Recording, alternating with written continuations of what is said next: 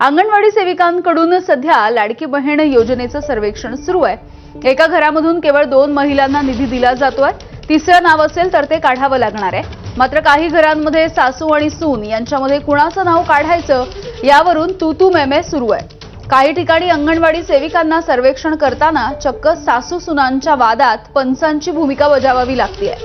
एकाच घरामध्ये 2पेक्षा जास्त लाडक्या बहिणी असतील तर ती नावं काढणं नियम आहे, मात्र त्याला सुद्धा लाभार्थी महिला सध्या विरोध करताना दिसतायत। करायचे आदेश आम्हाला दिले आहे, पण आदेश देताना हा विचार नाही केला सरकारने की डायरेक्ट ह्या अंगणवाडी सेविका घरापर्यंत पोहोचते। तळागाळात काम करणारे आम्ही कर्मचारीच आहे, बाकीचे नुसते वरचे अधिकारी जे आहे ते तिथनंच आपल्याला सांगते की हे आदेश दिले आहे ह्याचं काम करावं म्हणून। पण तळागाळापर्यंत जात असताना एका घरात जर समजा 3 जणी असल्या, एका घरात जर 3 जणी लाभ घेणाऱ्या असल्या तर त्यातली एक अपात्र ठरवा असं सांगितलं आहे। जर समजा त्या 3 जावा जर एका घरातल्या असल्या आणि त्याच्यातली जर आपण एक अपात्र ठरवली तर त्या बाकीच्या आपल्यावर येऊन तुटून नाही पडणार का, ज्यांचं नाव आपण कट केलं। आता लाडकी बहीण योजनेबाबत राज्य शासनाने मोठा निर्णय घेतलेला आहे। जर तुमच्या घरात या 5 वस्तू असतील तर तुम्हाला लाडकी बहीण योजनेपासून कायमस्वरूपी काढण्याचं राज्य शासनाने मोठा निर्णय घेतलेला आहे। जर 5 वस्तूंपैकी एकही वस्तू तुमच्या घरात आढळून आले तर तुम्हाला कायमस्वरूपी लाडकी बहीण योजनेपासून काढण्याचा राज्य शासनाने निर्णय घेतलेला आहे। आता ही जी जबाबदारी दिलेली आहे, अंगणवाडीच्या सेविकांना सर्वात मोठी जबाबदारी दिली आहे चौकशीची। तुमच्या घरी येऊन अंगणवाडीच्या सेविका या 5 वस्तूंपैकी चेक करणार आहे।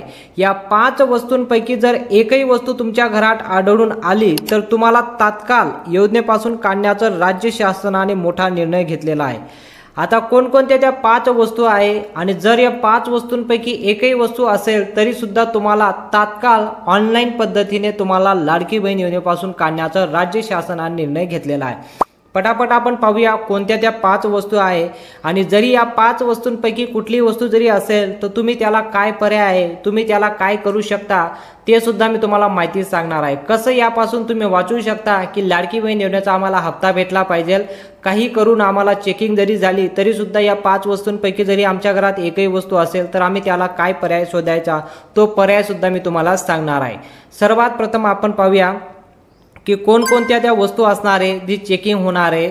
आता ही जी चेकिंग होणार आहे म्हणजे जी चौकशी आता होणार आहे ही 5 टप्प्यामध्ये तुमची चौकशी होणार आहे।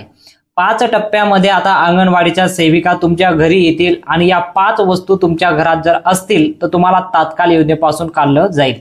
आणि मी यासोबतच तुम्हाला आता ज्या सुरुवातीला तुम्ही व्हिडिओ पाहिला असेल की यवतमाळ जिल्ह्यातून ही बातमी आलेली आहे की यवतमाळमध्ये अंगणवाडीच्या सेविका घरोघरी जाऊन हे सर्व काही चेकिंग करत आहे आणि चेकिंग दरम्यान घरामध्ये ज्या महिला आहेत, ज्या 3 महिला असतील त्यापैकी 2 महिलांना लाभ दिला जातोय, 1 महिलांना या योजनेपासून काढलं जात आहे। तुम्ही आताच ऐकलं असेल। आणि याचं मागचं कारण म्हणजे राज्य सरकारने लावलेले 5 नियम। कारण भरपूर बहिणींनी याकडे दुर्लक्ष केलेलं आहे की 5 नियम सरकारने जे लावले आहेत त्या नियमांमध्ये ज्या बहिणी बसतील त्याच बहिणींना या योजनेचा लाभ पुढील 5 वर्षापर्यंत सुरू राहील, अन्यथा त्यांचा लाभ बंद होणार आहे। आणि राज्य सरकारने हे सुद्धा स्पष्ट केलेलं आहे की आम्ही जोर जबरदस्तीने योजनेपासून तुम्हाला काढत नाहीये, पण राज्य शासनाने जे नियम ठेवण्यात आले आहेत त्या नियमांमध्ये ज्या बहिणी असतील त्यांनीच फॉर्म भरावा असं आम्ही आवाहन सुद्धा केलं होतं। तर यामध्ये ज्या बहिणी बसतील त्याच बहिणींना लाडकी बहीण योजनेचा लाभ दिला जाईल।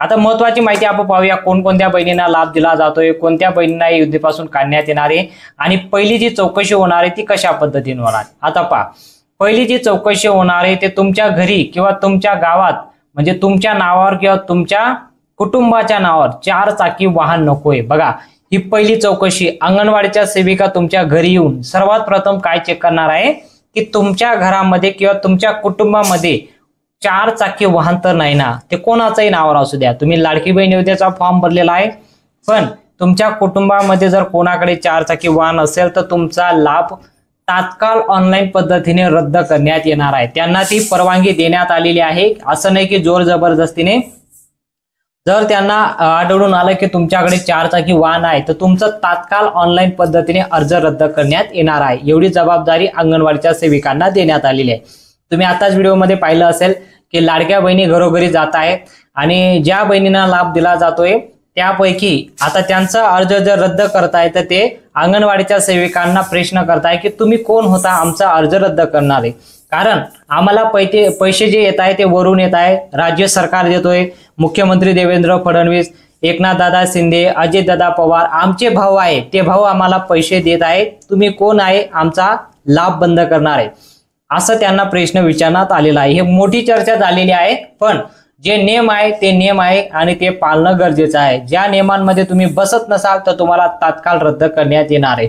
आणि पहिली चौकशी म्हणजे 4 चाकी वाहन आहे का, तुम्ही कमेंटमध्ये सांगू शकता तुमच्या नावात 4 चाकी वाहन आहे का, आणि यापासून तुम्ही कसं वाचू शकता ते सुद्धा माहिती मी तुम्हाला सांगणार आहे। ठीक आहे, ही पहिली चौकशी होणार आहे अशा पद्धतीने। आता महत्वाची माहिती पाहूया, पहिली जी चौकशी होणार ते 4 चाकी वाहन।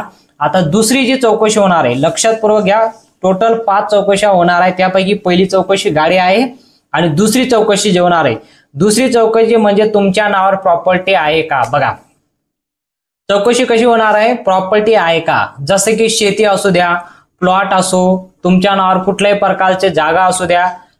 राज्य सरकारने ज्यावेळेस योजना सुरू करण्यात आलेली आहे त्यावेळेस राज्य सरकारने गोरगरीब महिलांना आर्थिक मदत म्हणून आम्ही योजना सुरू करत आहोत। तर यासाठी ज्या बहिणींच्या नावावर प्रॉपर्टी असेल, कुटुंबाच्या नावावर नाही, पण ज्या बहिणींनी फॉर्म भरलेला आहे त्या बहिणींच्या नावावर प्रॉपर्टी नकोय, शेती तर नकोय आणि कुठल्याही प्रकारचं घर सुद्धा नकोय आणि प्रॉपर्टी कुठलीही नकोय।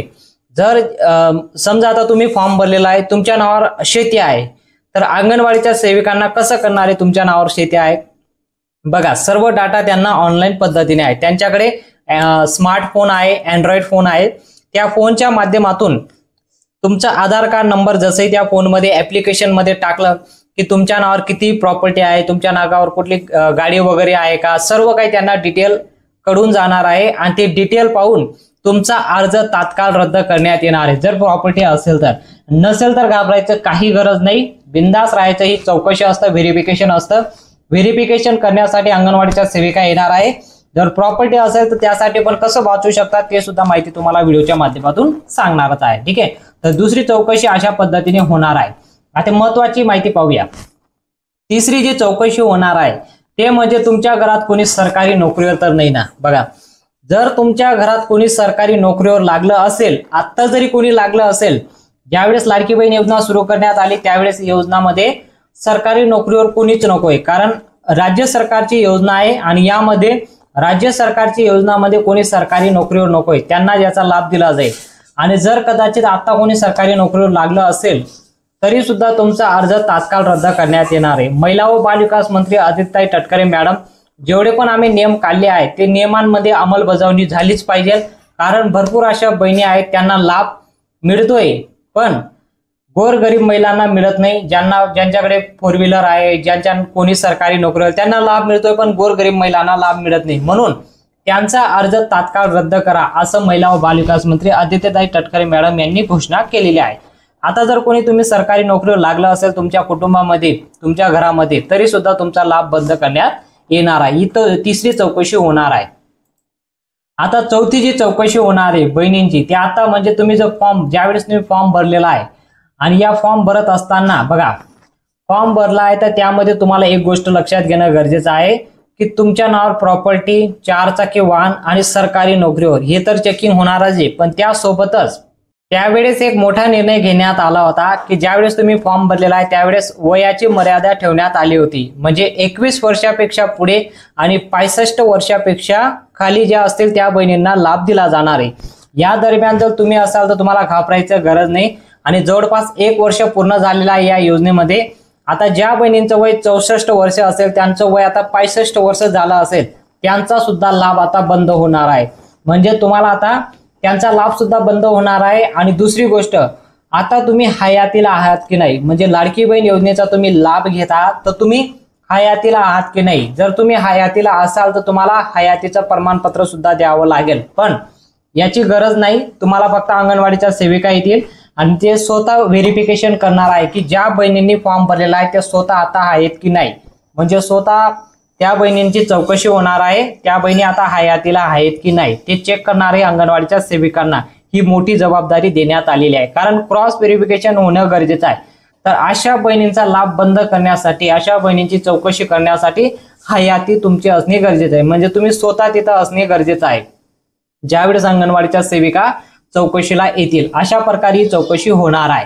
आणि शेवटची जी चौकशी होणार आहे म्हणजे 5वी चौकशी ती होणार आहे तुमच्या नावावर किती महिलांनी फॉर्म भरलेला आहे. बघा, तुमच्या कुटुंबामध्ये किती महिलांनी फॉर्म भरलेला आहे आणि महिलांनीच फॉर्म भरलेला आहे का कोणी पुरुषांनी महिलांच्या नावावर फॉर्म भरलेला आहे हे सुद्धा क्रॉस व्हेरिफिकेशन होणं गरजेचं आहे. कारण भरपूर अशा आपल्याला हे समजतंय की लाडकी बहीण योजनेसाठी पुरुषांनी फॉर्म भरलेला आहे आणि पुरुषांनी महिलांच्या नावावर पैसे त्यांच्या बँक अकाउंटला ट्रान्सफर केलेले आहे. अशा भरपूर घटना आपल्याला पाहायला मिळत आहे.